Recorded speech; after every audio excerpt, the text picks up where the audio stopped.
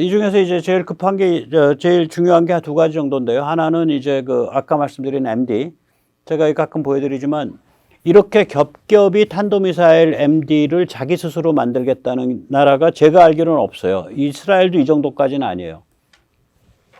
일단 적어도는, 국산은 천궁이고요. 미제는 이제 패트리어트죠. 적어도 한 40km까지. 지금 천궁2가 한 40km까지 커버한다 그러니까. 일본 같은 경우에 보면요. 예, 패트리어트 팩3 깔고, 그 다음엔 바로 그 위는 어디야?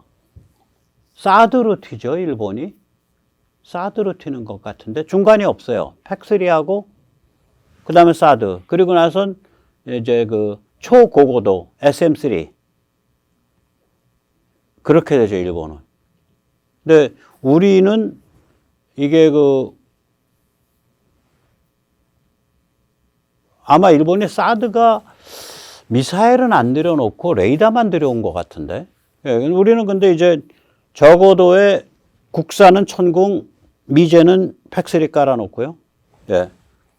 그래 놓고 이거 이제 팩3죠. 예, 팩3 깔아놓고, 그 다음에 중고도, 요번에 이제 배치 임박했죠. LSAM. 예, 얘는 한 60에서 100km 정도 사이에서 되는 거죠. 그 다음에 이제 LSAM2. 이건 중기 계획이에요. 지금은 제가 150km 정도까지 요격을 하는데, 고도로. 지금 이제 사드가 저걸 해주고 있죠. 예. 고고도죠. 네.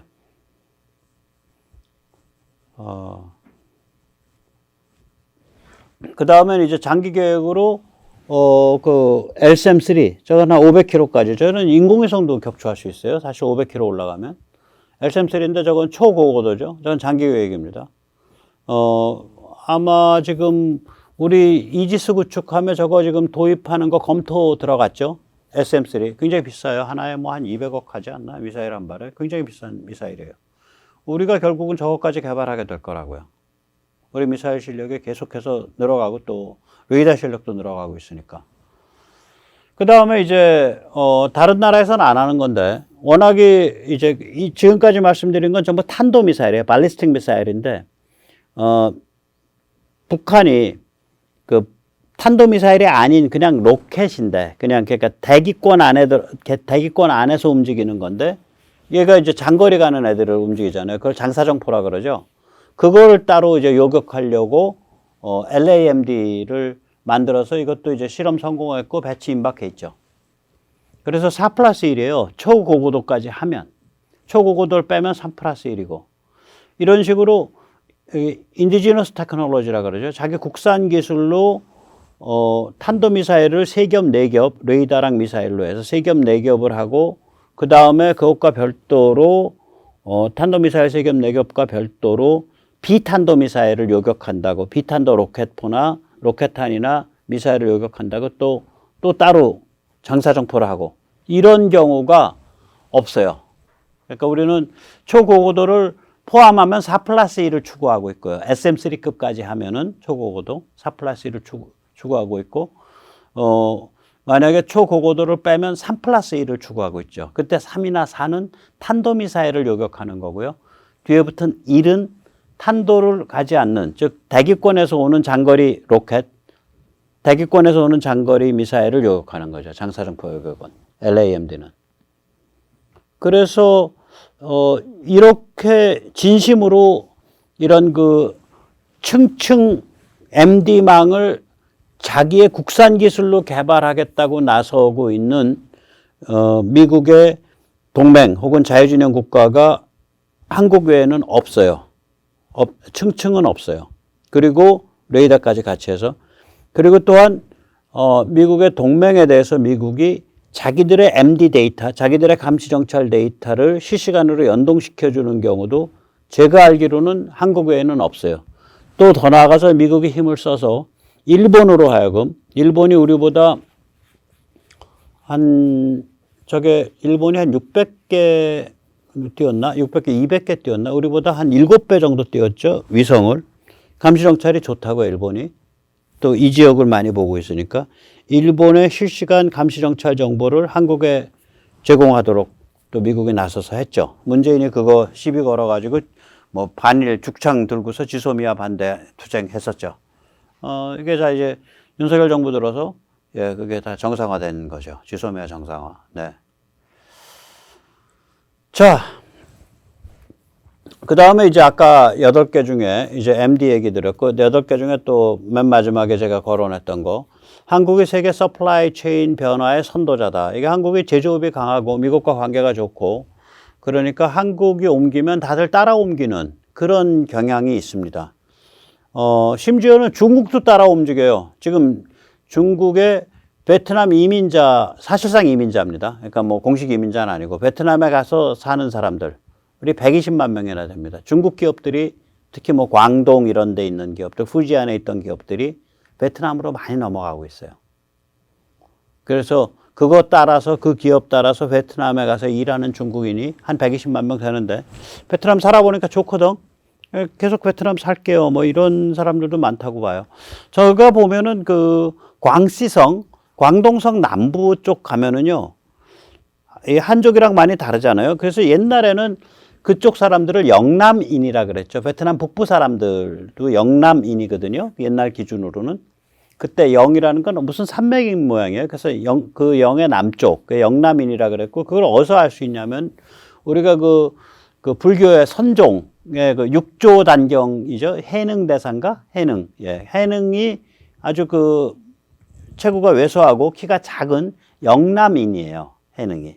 그 육조 단경에 보면 해능에 대해서 그런 얘기가 나오죠. 그래서 키가 작고 그 체격이 왜소해서 그 당시 이제 그 절에서 디딜방아를 찢는데 남들은 한 발로 쿵쿵쿵 디딜방아를 딛는데 이게 한 발로 디뎌가지고는 방아가 들리질 않아가지고 그 디딜방아 이쪽에서 두 발로 펄짝펄짝 뛰었다는 거 아니에요? 네, 그 제가 뭐 웃었는데 그 육조 단경에 그런 얘기 나옵니다. 그래서 이 광동 이런 데서 만약에 광시, 광동에서 중국 기업들이 넘어간다 그러면 그 사람들은 여러 가지 체질적으로 베트남에서 사는 거를 선호할 수가 있죠. 한 120만 명이 지금 넘어갔다 그러고요. 그 중에 상당수가 그냥 베트남에서 살고 싶어 한다 그러더라고요. 그게 이제 한국이 베트남 최대 투자국이잖아요. 예, 그리고 한국이 이제 베트남의 최대 무역흑자국이 한국이 됐죠. 그리고 베트남은 전에도 말씀드렸지만 미국과 전쟁한 경험이 있어가지고 미국이 저러면 치부책이 길어요, 미국이. 베트남을 공식적으로는 안 챙깁니다. 그러면 이제 베트남의 여러 가지 국방이나 혹은 그런 그 안보나 경제뿐만이 아니라 이런 거 같이 누가 파트너가 될 수 있냐. 뭐 한국 외에는 별로 파트너 없는 것 같아요. 예. 자, 이제 이런 상황에 가고 있는 거죠. 그래서 이게 중국이 아까도 말씀드렸듯이 우리랑 같이 가면 경제는 잘 풀 수 있어. 그리고 말이지, 뭐, 북핵 미사일의 인질로 너희는 영원토록 살아.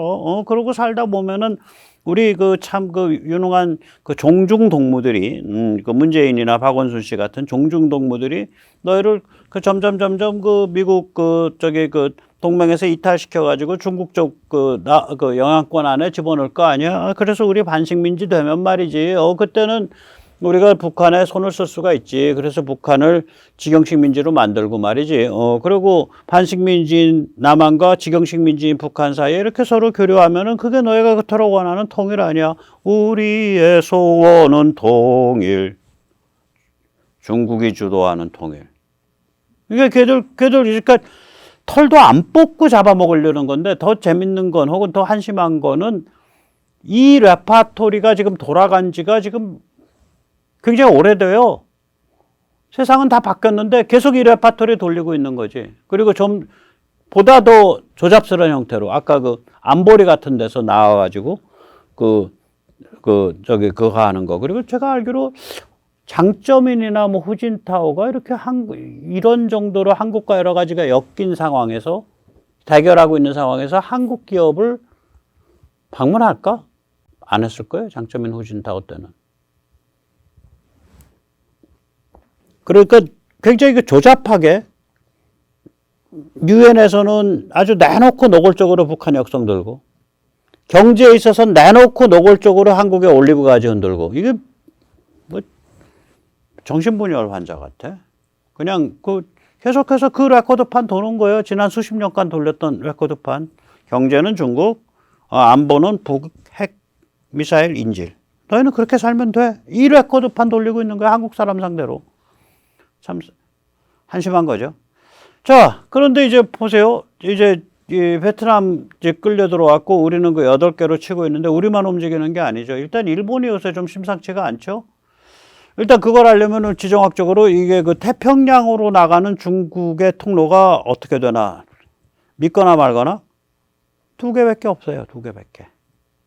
하나는 오키나와와 타이완 사이에 저기 지금 빨간 지금 중국을 위로 붙여 놓은 거예요. 그러니까 한국은 지금 오른쪽으로 되어 있죠. 예. 중국을 위로 붙여 놓고 딱 보면 타이완과 오키나와 사이에 저 오른쪽에 있는 빨간 원 거기가 통로 하나고요. 또 다른 통로는 뭐냐면은 타이완과 루손섬 사이에 통로가 하나 있어요. 오키나와 타이완 사이. 또 하나는 타이완과 필리핀 사이. 저 2통로밖에 없어요, 중국이 지금.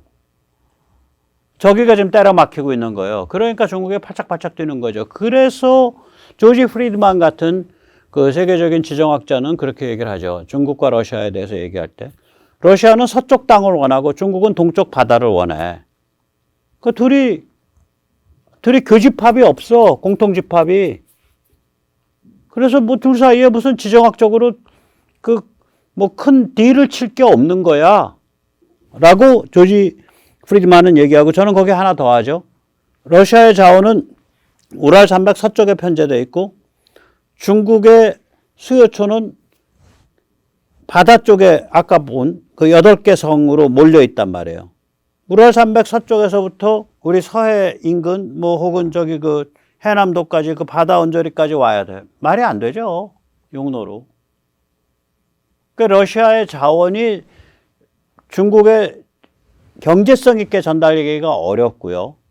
뿐만 아니라 중국이 러시아에 대한 에너지 의존도를 더 이상 높일 뜻이 없는 거예요. 아니 뭐 그 사기꾼들이 서로 상대방 이렇게 딱 알아보잖아. 그러니까 중국 입장에서 봐도 러시아는 불안정하고 험한 애들이니까 우리 그 지금 달콤한 말에 속아서 우리의 에너지 의존도를 러시아 쪽에 높이면은 우리 개고생한다 이렇게 보는 거고 그런 거죠. 자, 이 지도를 가지고요 한번 다시 싹 이제 왼쪽으로 90도를 회전해 봅니다. 그럼 이렇게 나옵니다. 오키나와하고 미야코지마 이걸 미야코 섬이죠. 지마는 섬이란 뜻이니까 예, 오키나와와 미야코지마 사이에 국제 해역이 존재합니다. 저게 통로 하나고요. 또 하나는 뭐냐면 대만과 루손섬 사이에 국제 해역 배쉬 해협, 배쉬 채널이 존재합니다. 저 둘밖에 없는 거예요. 둘 때려 막으면 중국은 태평양으로 나올 수가 없습니다. 그래서 제가 항모를 그렇게 반대하는 거예요. 자, 태평양으로 못 나와. 그러면 중국이랑 우리는 어디서 힘을 겨루게 되냐면 서해랑 남해에서 힘을 겨루는 거예요. 저 딱 갇혀진 바다에서. 저기서 중국을 작살낼 수 있는 독침을 만들어야 돼요. 그래서 항모 주장하는 사람한테 묻는 건 그거예요. 야, 항모가 중국에 독침 되냐? 항모가 중국에 독침 되냐? 저 안에 항모 들여다 놓으면요. 그냥 중국 밥이에요. 그냥 떠다니는 강철 관짝이야. 아, 참나. 아니 중국이 태평양 나오는데 통로가 2개밖에 없다는 거를 항모 얘기하려면 항모하는 사람들은 저 얘기를 해야 돼요. 그렇게 바다 좋아하면. 자, 저러기 때문에 중국이 이번에 그 EDCA, Enhanced Defense Cooperation Agreement, 즉 필리핀과 미국 사이에 두테르테 때 맺어졌는데 두테르테는 협정만 하고 그 다음에 아무 진행을 안 시켰었죠.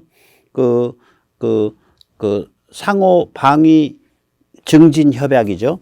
예. 그것에 의해서 이제 에드카에 의해서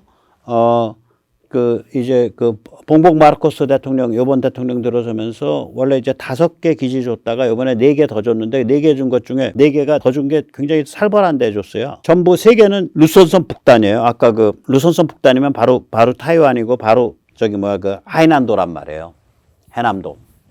그리고 이제 나머지 하나는 팔라완 섬이죠. 거기가 이제 스프라틀리 군도 남중국해 한가운데라고요, 그게. 그렇게 해서 이제 9개를 내주니까 중국이 이제 약이 올라가지고, 이거 보면 얘들 수준으로 아는 거예요. 필리핀 주재 중국 대사 황실리안, 황계련이더라고요. 황실리안이 4월 15일입니다. 엊그저께. 니들 말이야, 필리핀 말이야, 지금 불장난하고 있는데, 대만에서 일하고 있는 필리핀 외노자들, 그 몸 성하지 못할 수도 있어. 진짜 그렇게 발언했어요.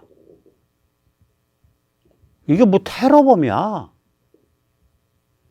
대만에서 일하는 필리핀 외노자들이 몸 성하지 못할 수 있다. 왜냐? 대만은 우리 영토니까.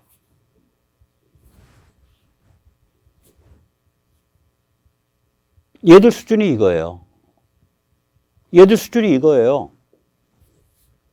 그래서 이거 지금 크락스라는 사이트인데 이게 왼쪽에 있는 거 보면 뭐라고 되어 있냐면 그 필리핀 주재 중국 대사가 그 으스스한 얘기를 했다. 필리핀에 대해서. 그렇게 나와 있죠. 으스스한 얘기를 했다. 그러니까 거기 그 자막 아래에 있는 영어를 그대로 제가 읽어드리면 Chinese envoy, 그러니까 필리핀 주재 중국 대사가 makes grim, 으스스한 reference, 언급, 뭐에 대해서 to fate of Filipinos in Taiwan. 대만에서 외노자로 일하고 있는 필리핀인들의 운명에 대해서 으스스한 내용의 언급을 했다. 그 두 번째 페이지에는 The remarks were made by Beijing's envoy to Manila. 이 언급은 필리핀 주재 중국 대사 황시알린이 했고 언제 했냐? April 15th, 그러니까 4월 15일 날 while speaking at an event on China-Philippine ties. 중국과 필리핀 사이의 관계에 대해서 연설하는 와중에 이런 소리를 했다. 얘들 수준이 이거라니까요. 대만에 근무하고 있는, 대만에서 일하고 있는 필리핀 외노자의 신변을 위협하는 것, 발언을 대사란 자가 한다고. 그러니까 그냥 악질 깡패. 예.